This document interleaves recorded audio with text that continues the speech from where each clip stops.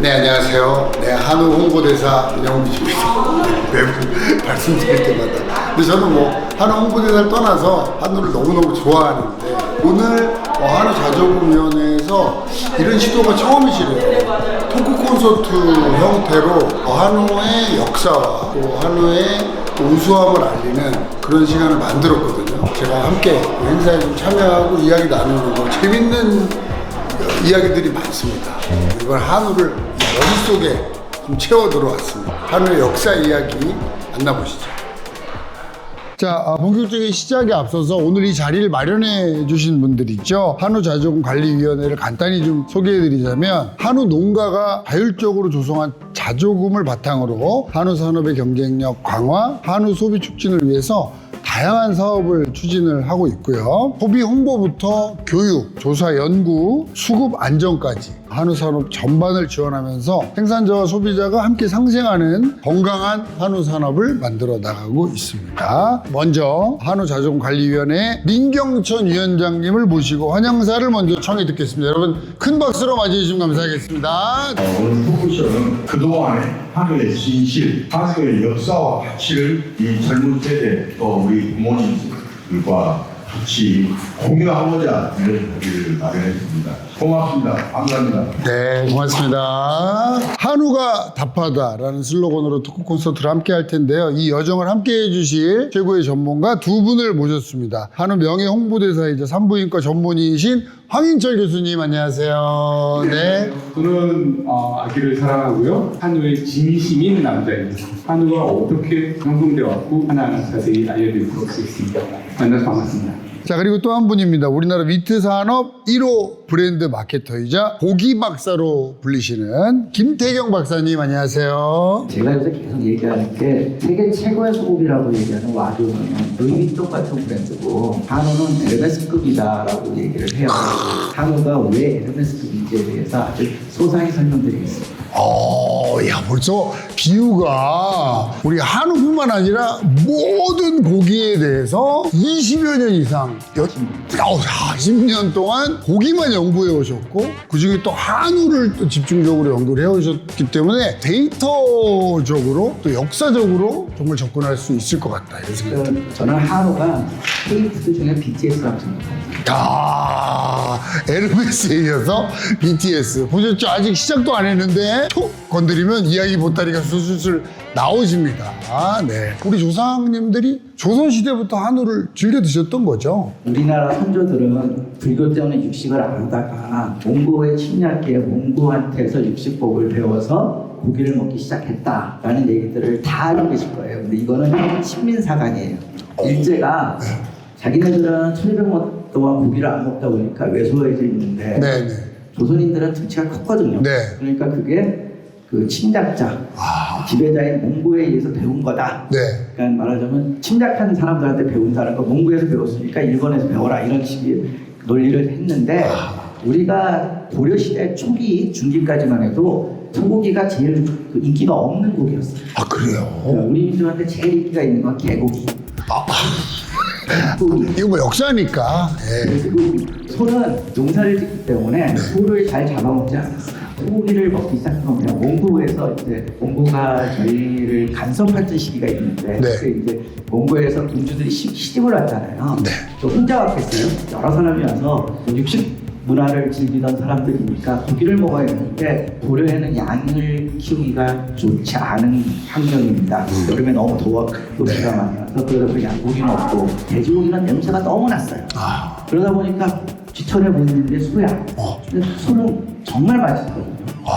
그래서 원래 과거에는 왕궁에서 유행하던 게 트렌드가 돼서 밑으로 쭉 내려갑니다. 양반이 먹고 중인이 먹고 그러다 보니까 이제 소고기 문화가 고려 말부터 시작해서 지금까지 한 770년 정도 되더라고요. 그렇게 유행이 됐고 그게 단순하게 배가 고파서 먹는 게 아니고 그냥 맛으로 소고기를 먹었어요. 그 역사가 전 세계에서 가장 오래된 거예요. 근데 영국 사람들도 소고기를 맛으로 먹기 시작한 거는 산업혁명 이후에 한 250년 정도밖에 안 됐어요. 우리가 훨씬 기네요. 우리가 한 700년. 인류 회사에서 제일 길어요. 어떻게 보면 몽고는 우리한테 소고기 먹는 문화를 가르쳐줬지만 멸망을 했기 때문에 그 문화가 끊어져서 단절되어 있었는데 우리는 조선 500년 동안 그 소고기 먹는 문화를 이어온 거예요. 근데 중간에 보니까 이제 농경사회에서는 소가 또 중요하니까 또 도축을 금지하는 경우도 좀 있었던 것 같아요. 많았죠. 네. 여러 가지 이유, 특히 이제 전쟁이 일어났거나 어떤 질병이 들면 일할 소가 부족한 거예요. 그러면 농사를 못 짓기 때문에 소를 잡아먹지 말라는 얘기들을 조선시대 때 했었고요. 심지어는 해방 이후에 우리나라 정부에서도 소를 마음대로 도축하지 말라 이런 얘기들을 했었어요. 그렇다고 우리가 또 어떤 민족입니까? 한우를 포기할 민족은 아니잖아요. 그럼요. 소고기는 안 먹을 순 없으니까. 그거 안 먹으면 되지. 왜 그 참 그 잡지 말라는데도 먹을 정도로 어떻게 사랑했을까요? 그래서 일단 우리가 소를 잡아야 된다는 청원을 좀 국가에다 해야 되잖아요. 저는 했어요. 거기에 대한 또 호소가 또 굉장히 많습니다. 네. 고래고기 드시려고 그러면요 불법이에요. 근데 이제 뭐 어망에 잡혀있거나 죽은 고래를 저희가 수확했을 때는 고래고기를 먹을 수 있거든요. 그 당시에 일하는 소니까 소가 다리가 부러지면 잡아요. 그러니까 소가 발 걸려 넘어져요 어디저기. 그거를 보고서를 써서 이 소가 이렇게 걸려 넘어져가지고 한쪽 다리를 못 쓰니까 잡겠습니다. 이런 상소를 이런 문헌을 올려서 허가를 간의 허가를 받고 소 도축을 해요. 그러면 일부러 이렇게 걸리게 이렇게 뭐 넣고 걸리길 기다렸다가 아니 스토리가 간척이 나가서 검사했겠습니다. 그렇죠. 잡은 거지만 사실은 걸려서 뭐 다리가 부러졌어요. 이렇게 해서 드실 정도로 암암리의 사랑을 받았던. 한우는 뭐 우리가 머리부터 꼬리까지 버리는 부위 없이 너무너무 잘 먹는데 옛 조상들은 또 이걸 어떻게 즐기셨을지. 일하잖아요. 네. 그래서 그렇다고 해서 또 전혀 또 낭만 없이 즐기는 건 아닙니다. 소고기가 또 회식도 하는데요. 알로해라는 이제 문헌에 나와 있습니다. 알로해. 공식 명칭이 난로회예요. 마늘, 대파 이런 것들을 양념을 해갖고요. 구워서 먹었어요. 그게 실제로 예전에 그렇게 했었다면서요. 이게 문헌에 나와 있고요. 풍류를 즐길 수 있는 겁니다. 회식을 하는 거예요. 때로는 시도 볼 수 있고요. 따뜻하게 불멍도 하는 듯한 느낌으로 화로 끓여서 먹고. 지금 저 영상 속에 저 장면 아닙니까? 그렇습니다. 그렇습니다.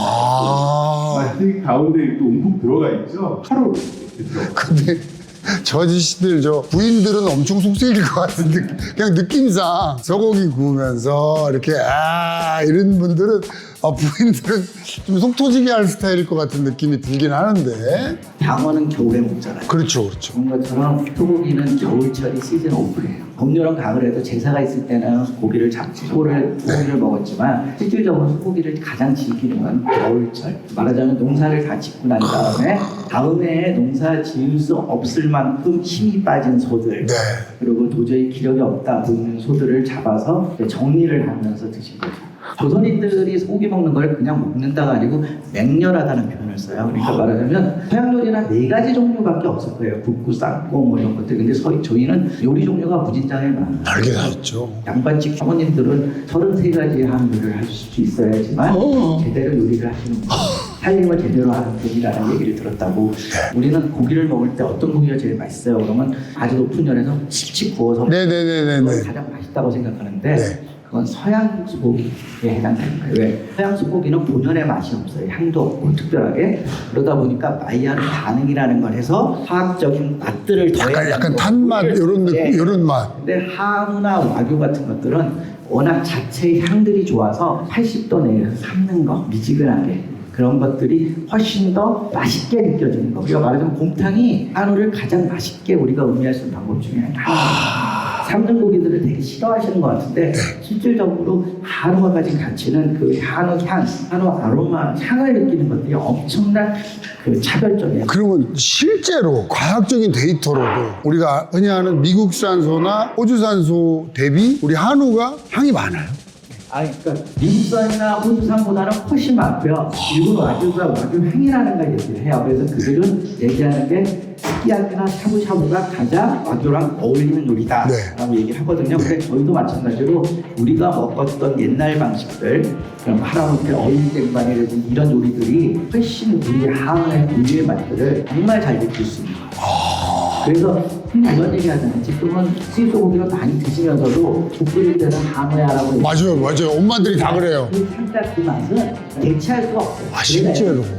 이 요리로 먹는 고기가 네. 뭐라 그럴까 BTS 같은 문화 상품이 되는 거죠. BTS 되게 좋아하시나 봐요. 그러니까 저도 너무 좋아하는데 너무 좋고 너무 좋은 비유인데 그래서 정말 BTS처럼 우리 한우도 세계로 쭉쭉쭉 아 당연히. 그러니까 얘가 실력이 없는 애를 그렇게 얘기하면 안 되는데 실력이 있어요. 네. 실력이 있는 거 우리가 인정 안 할 뿐이에요.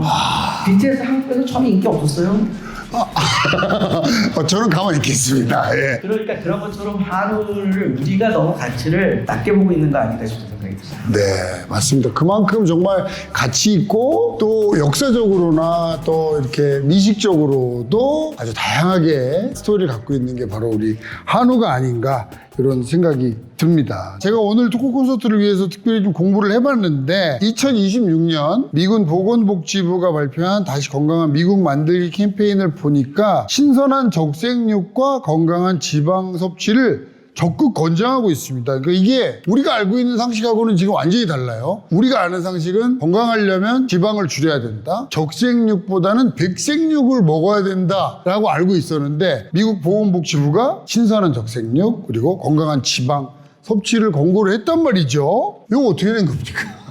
이게 무슨 일입니까? 완전히 다른 얘기 같아요. 지방이 다들 나쁘다라는 인식들을 다 가지고 있잖아요. 사실 지방이 나쁜 건 아닙니다.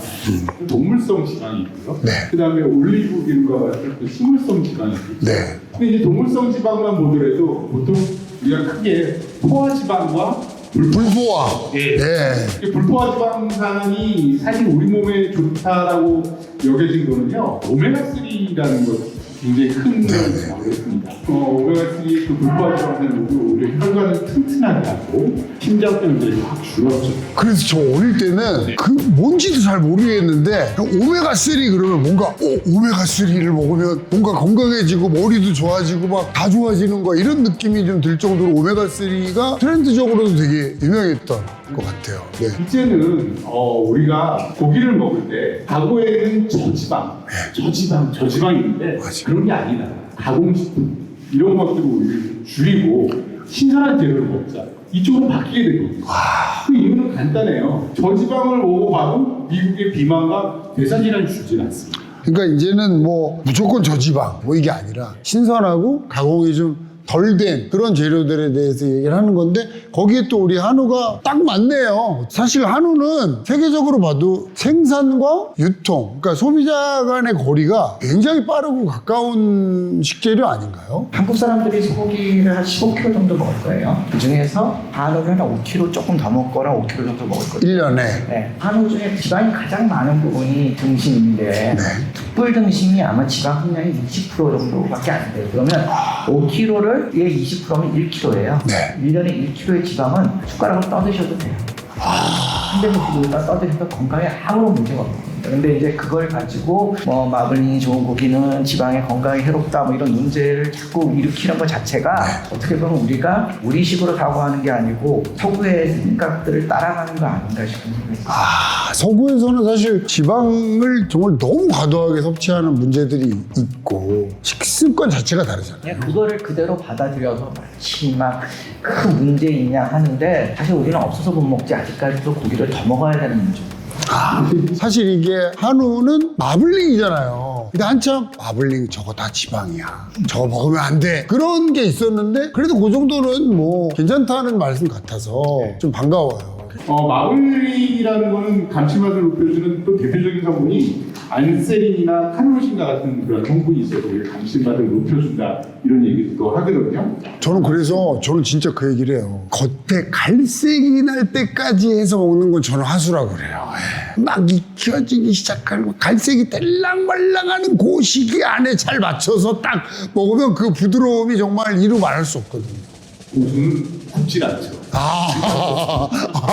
그렇죠. 좋은 걸 왜 먹습니까? 그렇죠. 자, 우리가 마블링에 대해서 또 얘기를 해봤는데 이제 사실은 진짜 요즘 핫한 주제로 넘어갑니다. 이 주제가 저도 좀 이거에 대해서는 이거 할 말씀이 많으시겠다는 생각이 드는데요. 최근에 한우 축산업이 지구온난화의 주범이다라는 이야기가 상당히 설득력 있게 많은 곳에 좀 퍼져나가서 우리 한우를 사랑하시는 분들은 물론이고 한우 농가에서도 굉장히 좀 곤란한 시선을 받고 있는 게 사실입니다. 그런데 이게 정말 사실인지 궁금하거든요. 사실인가요? 그러니까 이게 2006년 유엔 그 식량농업기금 FAO 보고서에서 안 좋은 면을 좀 본 게 있는데요. 축산업을 우리가 하다 보면은 단순히 생산하는 게 아니잖아요. 우리가 길러야 되죠. 사육을 해야 되고 도축을 해야 되고 유통을 해야 되고 정말로 긴 시간이 필요한데 네. 이거의 비교군이 잘못됐다는 거죠. 단순히 교통과 관련해서 비교를 해보면 굉장히 과하다는 게 있죠. 실제로 우리나라의 그 통계를 보면요. 네. 국내 기준으로 보면 그 축산업의 온실가스 배출 비중은 1.4%인 반면에 교통 부분이 13.9%입니다. 그러니까 아까 얘기했던 그런 긴 시간의 생애 주기를 전체를 다 놓고 했다라는 게 약간의 허점이 있는 거예요. 이 비교가 참 이게 그러네요. 근데 제가 지금 약간 든든한 느낌이 뭐냐면 이 얘기 탁 나오니까 김태희 교수님께서 참 이거 없는 주제 그만하는 느낌으로 딱 이렇게 하셔서 한 말씀 해주시죠, 교수님. 네. 세계에 15억 마리의 소가 있어요. 그중에 한우는 한 3만 5천 주면 0.3% 정도밖에 안 될 건데. 와, 네. 그리고 한국 사람들이 한우를 먹어서 뭐 지구 온난화 이런 논제를 꺼내는 것 자체가 상당히 미국식 사고. 지금 이제 한국 운동가들은 그 얘기를 할 말씀이 많아지셨어요. 두 분 다 이 부분에 대해서는. 우리 한우를 왜 자꾸 그러냐. 아보카도의 역설입니다. 네네네. 아보카도를 먹으면 온난화를 그렇게 일으킨다고 그러잖아요. 아, 그래요? 그 아보카도를 생산하면서 운반하기까지 시간이 엄청 걸리는 거예요. 네. 오면서 배를 타고 여기까지 와야 되니까. 네. 아보카도가 몸에 좋은 거라는데 이 지구 온난화. 한우도 마찬가지 그러한 거다. 사실 근데 한우는 우리나라에서 직접 만들어서 그러한 어떤 교통적인 거를 충분히 단축시키고 신선하게 먹어요. 줄이는 거죠. 그렇죠. 네.